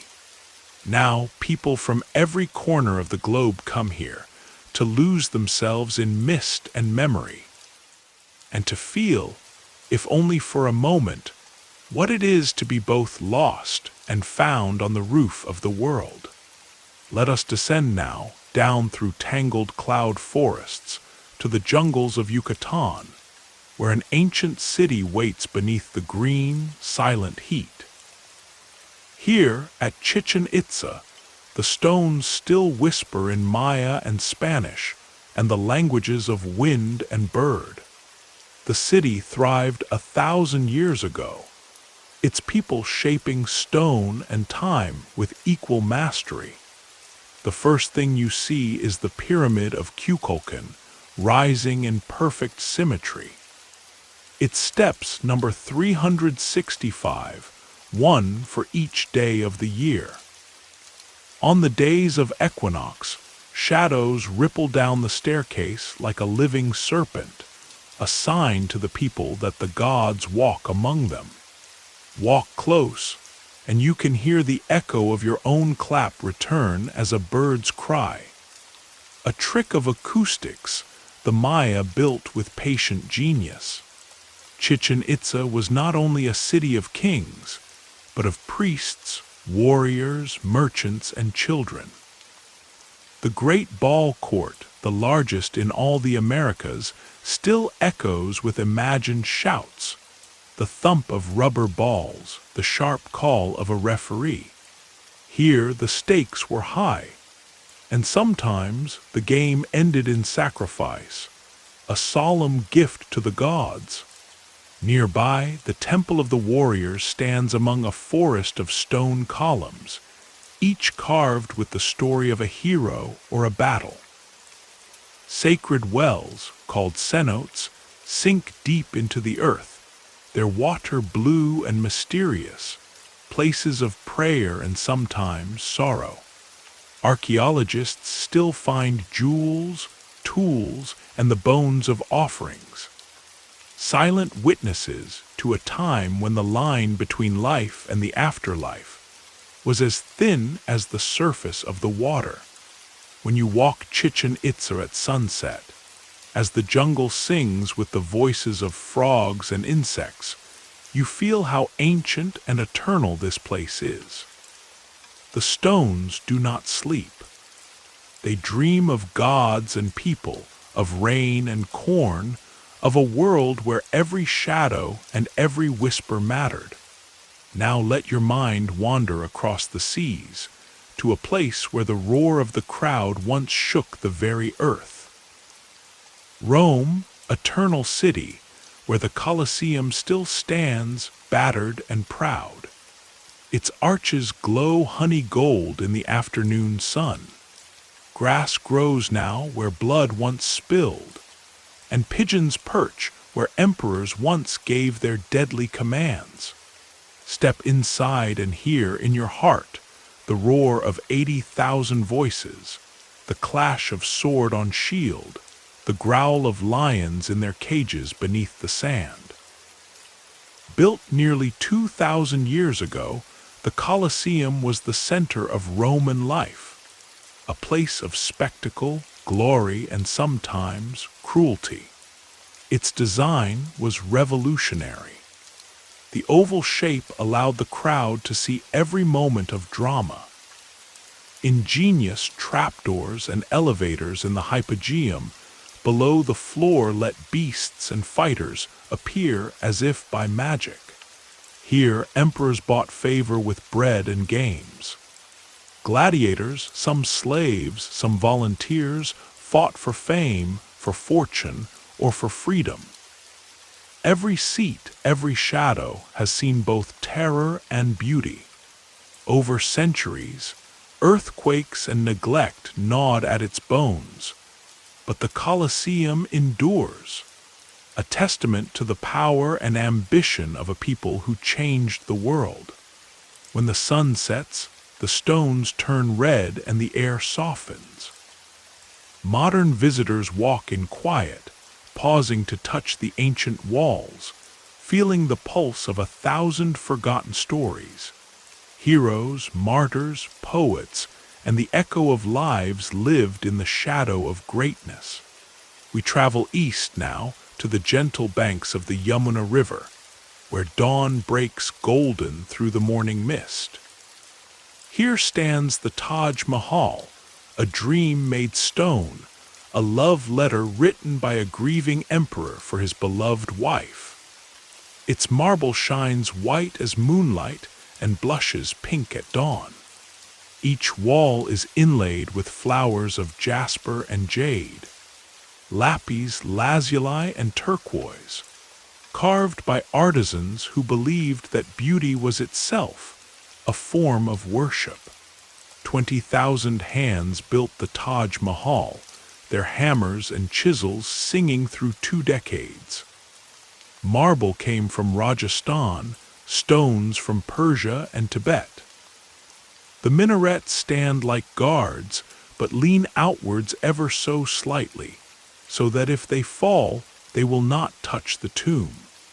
Inside, light slips through delicate screens, casting shadows that shift with every hour.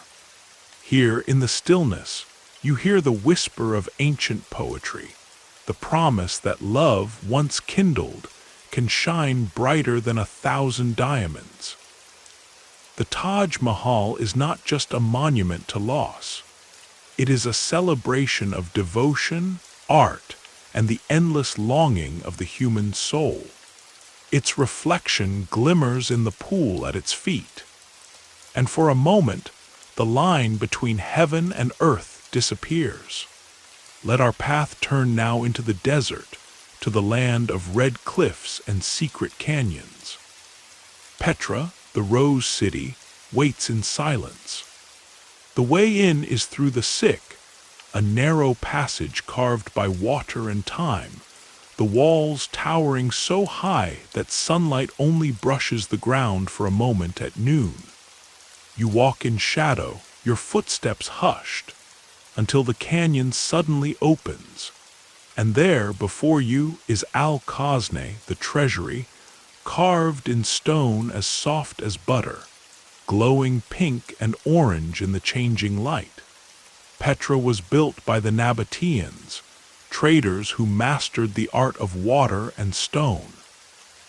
They channeled every drop of rain, stored it in great cisterns, and built their city into the cliffs themselves. Temples, tombs, and amphitheaters stand silent now, but once echoed with the laughter of children, the bargaining of merchants, the prayers of pilgrims. Climb higher and you reach the monastery, Ad-Dair, even grander and more mysterious. At sunset, the rocks burn with color, and the desert wind sings of lost caravans and secret treasures. Petra is more than ruins. It is a memory made visible, a testament to survival in the harshest places. Each of these wonders, scattered across continents and cultures, tells a different story, but they share a single heartbeat. They are proof that human beings, whatever their language, faith, or fate, are forever reaching, building, shaping, dreaming, and sometimes healing through beauty and purpose. As you drift toward sleep, carry these wonders with you. Imagine the wind atop the Great Wall, the quiet blessing of Christ the Redeemer, the cool mountain dawn in Machu Picchu, the shadowed steps of Chichen Itza, the thunder of Rome's ancient crowds, the shining marble of the Taj Mahal, the pink silence of Petra. In every stone, in every story, in every wonder, you will find not only the memory of the past, but the endless possibility of tomorrow.